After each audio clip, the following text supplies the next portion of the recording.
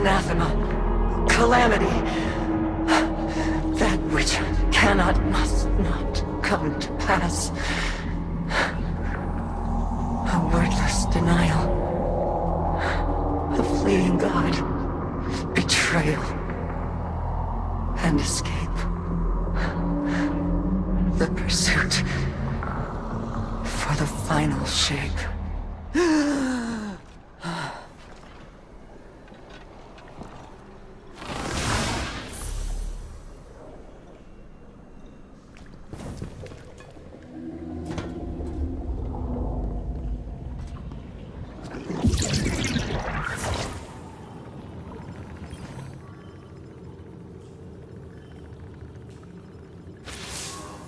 We're almost there. My link with Asa feels crystal clear. It's a little frightening, but strangely comforting, too. A lot changed while I was gone. It feels like the entire universe moved on without me, and now I'm struggling to catch up. Old enemies became new allies. New enemies wield the light against us. And old allies, friends, like Amanda. Sometimes I wonder, if I returned to the tower, would it even be my home anymore? Or would I just be a phantom? A forgotten memory wandering its streets at night? Xivu Arath's voice keeps telling me I don't belong there. That the battlefield is my home. That it always has been. Maybe she's right. Maybe reliving what I went through over and over again is a way for me to stay in familiar territory. To remain in the hell that I know. And avoid the one I dread.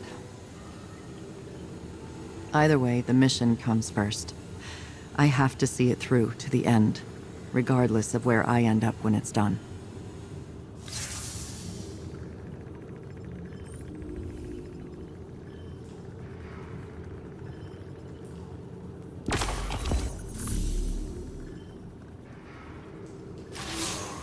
Ah, I see you. You see me too? Ha, good, good. Then it is all working. You, me, this projector. Even if we sometimes falter. There is a war building in Sloane's eyes. One that Xivu Arath will exploit, as she did with Osiris. Savathun wore his face. But it was Xivu Arath who took his light. Her whips drove him into a frenzy, lured him into danger, forced Sagira's sacrifice, and left him to die. Now she twists my thoughts into thorns, draws out the faces of the suffering Elixni into my dreams. She whispers that I took pleasure in their pain. I see their eyes as they died by my hands. And they see me. She does not lie. She challenges what you hold as a strength. Osiris's ambition, my protection. Sloane's duty. I have felt how the right word, the right face can incite one to violence. But I have changed. What she has taken, it will not break me. Sloane is no warrior of glass, but the war within her. Even stone crumbles under enough strife. Stay with her, Guardian, as I should have with Osiris.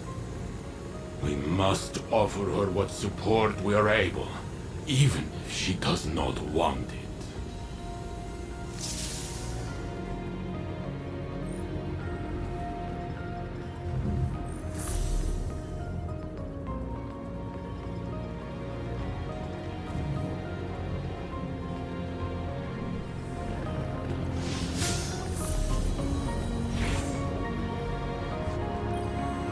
The ever-forward march of time has a humorous way of looping in on itself.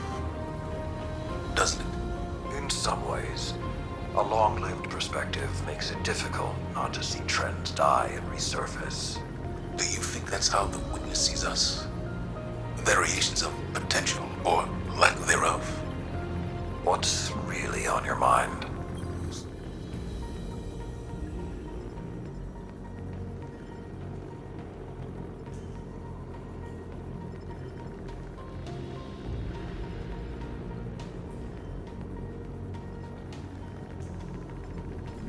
Keep her from drifting. That's what I tried to do for you. I seem to recall pushing back against your methods quite often. The Dark Age drove us to extremes.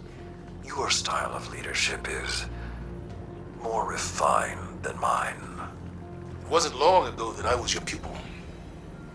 Since then, I'd like to think we've developed a trust beyond authority or duty. How did you foster that friendship while being my superior?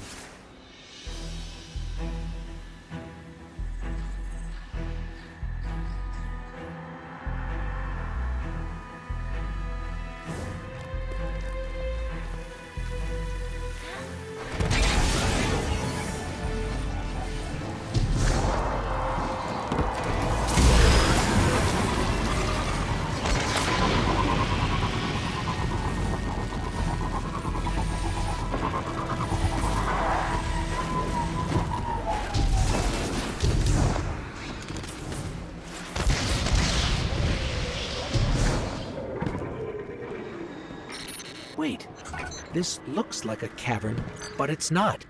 It's one of the Hive's organic buildings. Any idea what we're looking at, Finch? No, but the Hive don't dress things up for fun. If they disguise this, whatever it is, it's because they feel like there's something worth hiding. Then we'll get to the bottom of it.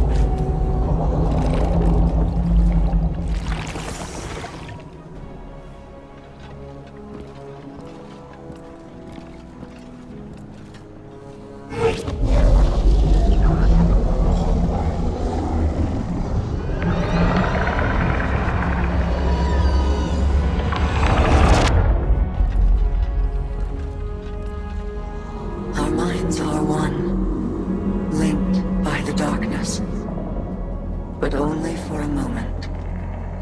I must borrow Sloane's voice to speak my words. Please, heed them well.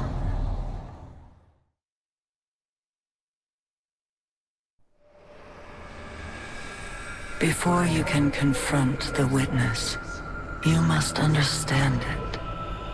The witness's first victims were once like you, struggling for survival, bolstered by hope, until their hopes became reality.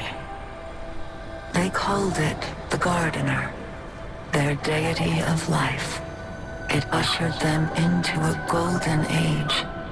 For eons they prospered, but their newfound god never spoke to them. It lavished them with gifts, but not with guidance. And though they lived in paradise, they came to crave a greater purpose.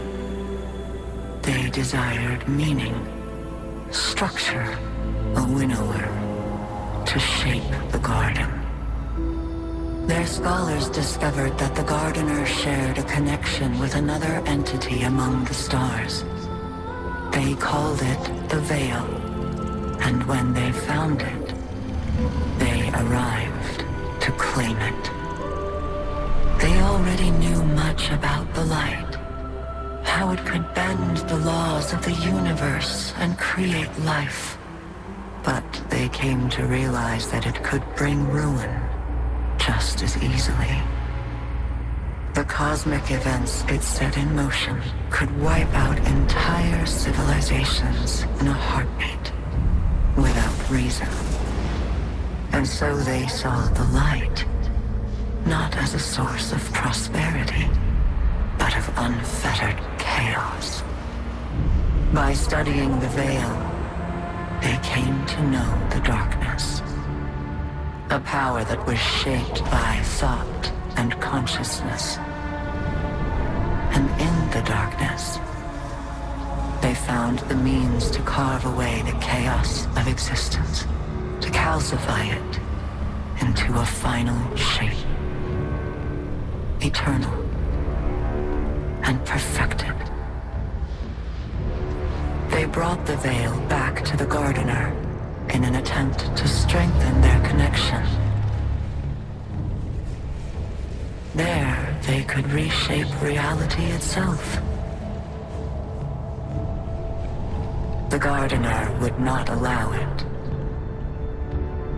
and so it fled their world.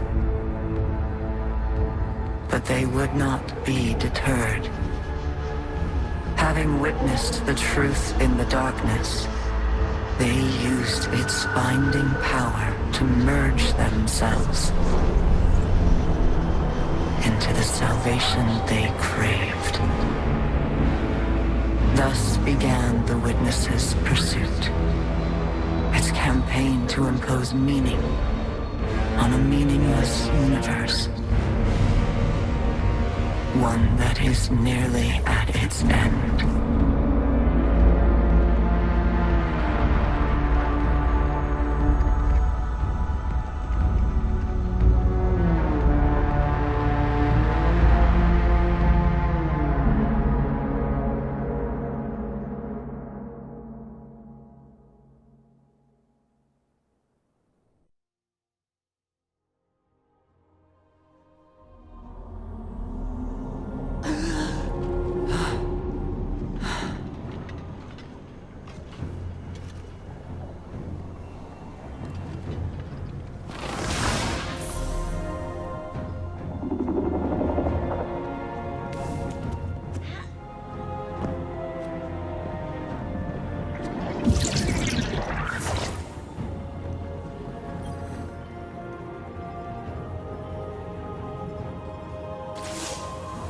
Well, now we've heard what Asa had to tell us.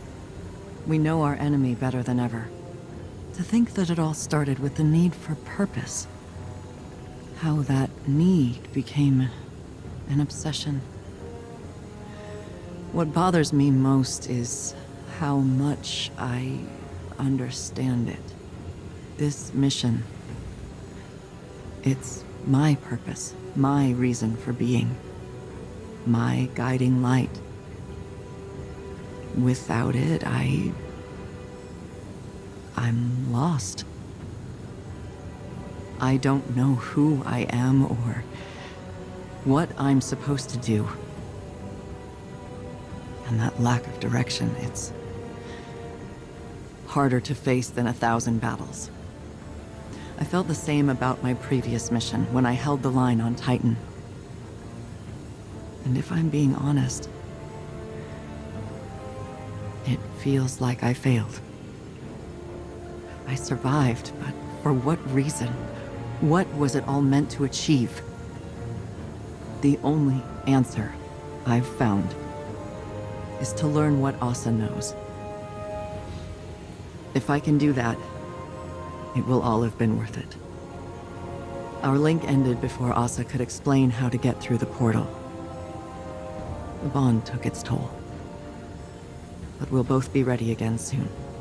When that time has come and gone, then I can feel like I accomplished the mission.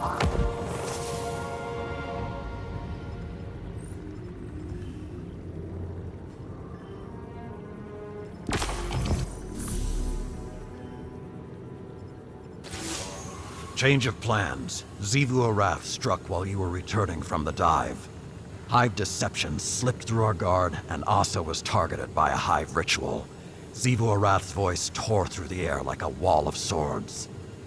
We think it wounded Asa, but she swam off to try and interrupt the ritual before we could do anything. Zavala and Sloane are tracking her to the ritual site, and I am mobilizing the Iron War beasts to support them. We need you in the fight, Guardian. I'm sending coordinates to your ghost, but we have no idea what to expect there. Deploy to the ritual site and disrupt the Hive. The hunt is on.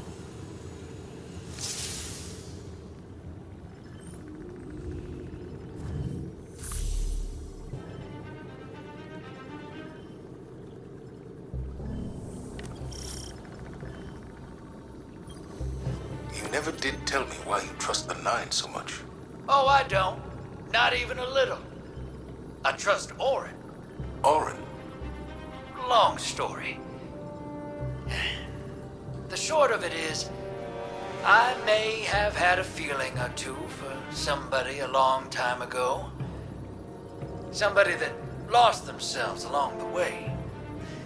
But there's a little piece of her still out there. A sliver. Who still has a feeling or two for the somebody I could be. So I trust her. Because she ain't never steered me wrong. No matter how rotten I was. Because at the end of the day, maybe we gotta put our faith in something other than ourselves. Even if we're too stubborn to admit it. I didn't expect you to put a lot of stock in faith. And I didn't expect you to lose yours and keep moving. Guess we're all full of surprises, ain't we? I'm giving you the benefit of the doubt that you're being genuine. Oh, I'm always genuine. People just ain't always paying attention. For real, though, Moondust might have given me a push. Thought it'd help. Sounds like familiar advice. Is it, though? Helping? No joke? I think so. Then we have that in common, too.